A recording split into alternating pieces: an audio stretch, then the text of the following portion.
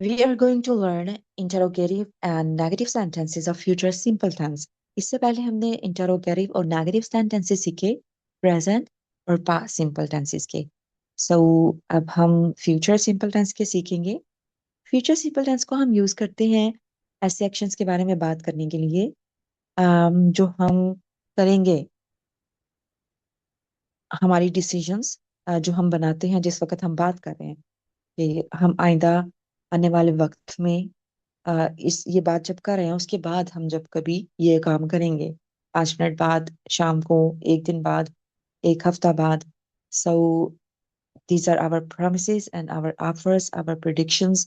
ऐसा होगा, ऐसा हो जाएगा, मैं ये काम कर लूंगा, मैं ये काम करूंगा. Our future plans जो हम खुद से बात कर रहे होते हैं, not 100% sure about it, just हम we talk about them.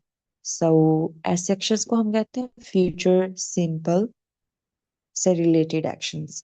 सो उनके लिए हम यूज करते हैं सब्जेक्ट और विल और बेस फॉर्म, यानी फर्स्ट फॉर्म कोई एस ई एस या आई एन जी नहीं आता उनके साथ. For example, I will help you, will और first form. She will call you, will और फर्स्ट फॉर्म. सो इनका इंटरोगेटिव सेंटेंसेस यानी क्वेश्चन सेंटेंसेस को बनाने के लिए हम विल को सब्जेक्ट से पहले लिख देते हैं.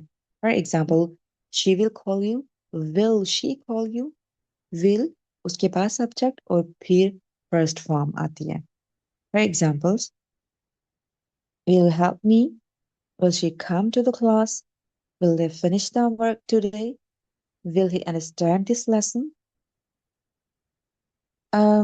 उसके बाद अब हम सीखेंगे नेगेटिव सेंटेंसेस.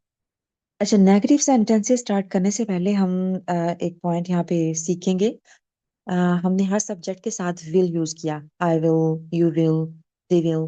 हमने शैल यूज नहीं किया. So in modern English will is acceptable with all kind of subjects. Old English में हम ये सीखते थे कि वी, आई के साथ हम शैल यूज करते हैं, but it confuses the students. So it's okay अगर हम सबके साथ विल यूज कर लेते हैं, it's not wrong.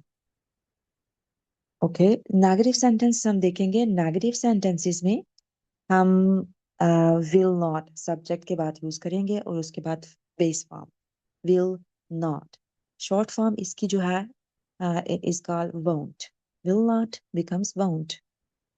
For example, I won't forget you, she won't attend the class, they won't agree with this plan,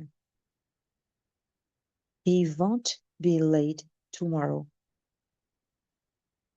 okay, so आपने ये point याद रखना है कि हमेशा इसके साथ बेस फॉर्म यूज होगी. ऐसा नहीं कहेंगे शी वोंट कम्स, बल्कि she will not come, she won't come.